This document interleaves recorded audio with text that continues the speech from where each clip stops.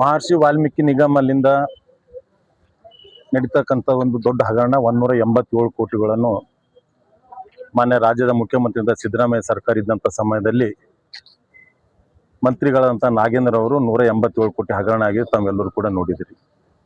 ಅದೊಂದು ಮಾನ್ಯ ಸ್ವತಃ ಮುಖ್ಯಮಂತ್ರಿಗಳೇ ಅಧಿವೇಶನ ನಡೀತಕ್ಕಂಥ ಸಂದರ್ಭದಲ್ಲಿ ಸಿದ್ದರಾಮಯ್ಯನವರು ಎದ್ದು ನಿಂತು ಇಲ್ಲ 187 ಕೋಟಿಗಿಲ್ಲ 89 ಕೋಟಿ 62 ಲಕ್ಷ ಕೂಡ ಆಗ್ಯದ ಅಂತಕ್ಕಂಥ ಕೂಡ ಈ ರಾಜ್ಯದ ಮುಖ್ಯಮಂತ್ರಿಗಳೇ ಒಪ್ಕೊಂಡಿದ್ದಾರೆ. ಭಾರತೀಯ ಜನತಾ ಪಾರ್ಟಿ ಹೋರಾಟ ಮುಖಾಂತರ ಈ ರಾಜ್ಯದ ಮಂತ್ರಿ ಬಿ ನಾಗೇಂದ್ರ ಅವರು ರಾಜೀನಾಮೆ ಕೊಡ್ತಕ್ಕಂಥ ಕೆಲಸ ಆಗಿತ್ತು. ಆದರೆ ಇಲ್ಲಿವರೆಗೂ ಅವ್ರ ಮೇಲೆ 31ಕ್ಕಿಂತ ಹೆಚ್ಚಿಗೆ ಇವತ್ತು ಅವ್ರ ಮೇಲೆ ಕೇಸ್ಗಳು ದಾಖಲಾಗಿದ್ದರೂ ಮತ್ತು ಯಾವ ರೀತಿಯಲ್ಲಿ ಇವತ್ತು ಡಿ ಕೆ ಶಿವಕುಮಾರ್ ಅವರ ಸರ್ಕಾರದಲ್ಲಿ ಮತ್ತೆ ಅವರಿಗೆ ಮಂತ್ರಿ ಸ್ಥಾನ ಕೊಡ್ತಕ್ಕಂಥ ಕೆಲಸ ಏನು ಮಾಡಿದಾರ ಅದು ಇವತ್ತಿನ ದಿನ SC STಗೆ ಸರ್ಕಾರ ಕಾಂಗ್ರೆಸ್ ಸರ್ಕಾರ ಬಂದಿದ್ದ ಹಿಡ್ಕೊಂಡು ಇಲ್ಲಿವರೆಗೂ ಕೂಡ SC ST ಜನಗಳಿಗೆ ಅನೇಕ ಅನ್ಯಾಯ ಆಗ್ತಕ್ಕಂಥ ಕೆಲಸ ಇವತ್ತು ಈ ಸರ್ಕಾರ ಬಂದ ಮೇಲೆ ಆಗಿದೆ.